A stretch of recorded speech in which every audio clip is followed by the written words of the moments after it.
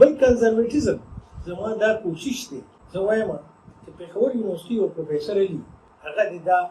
ګلوبلي دی ایډورټایز برطانیه کې کنزرویټیزم کنزرویټیو سوچ هلته ډېر مخکې د هغې په سلطنت کې به نور نه پرېوته اوس سکاټلینډ هم ځان له جدا اسمبلي جوړه کړې آیرلینډ هم ځان له جدا اسمبلي صرف ویلز او انګلینډ یو بل سره یو ځای چې هغه زما په خیال ډېر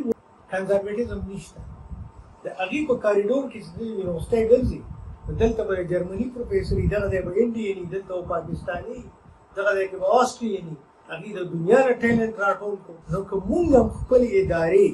د یونیورسټي چې ده دا مونږ یونیورسل کړه نو مونږ به بیا مخکې لاړو خو دا کمونیسټ چې تاسو بیانوئ دغه څیزونه به مونږ د ځانه لرې کوو یو بل ته به خپې نه یو بل ته به پولې نه اچو یاره تر خپله وخته پورې خواري وکړه په کار دي چې هغه مونږ ریکګنایز کړو دې سړي دومره خواري کړې ده نو دا کشران وروڼه د مشر روډ ته کېناست وي لالا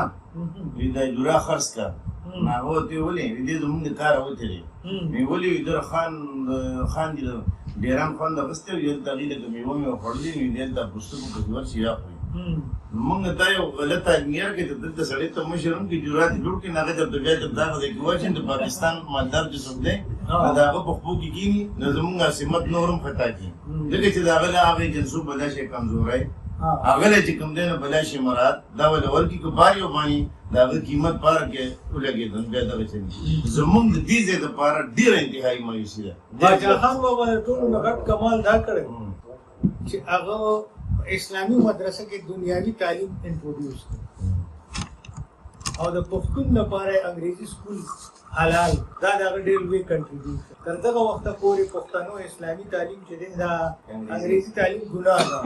کوپرېږه باچا خان بابا چې اسلامي مدرسه کې دنیاوي تعلیم راوستو نو انګریز ته چل زده کړو هغه هم اسلامیات او عربي په سرکاري سکول کې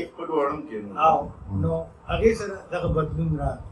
خو مونږ دا تاسو چې کومه خبره وکړه دا به هله هغې کېږي چې لیډر مونږ جوړ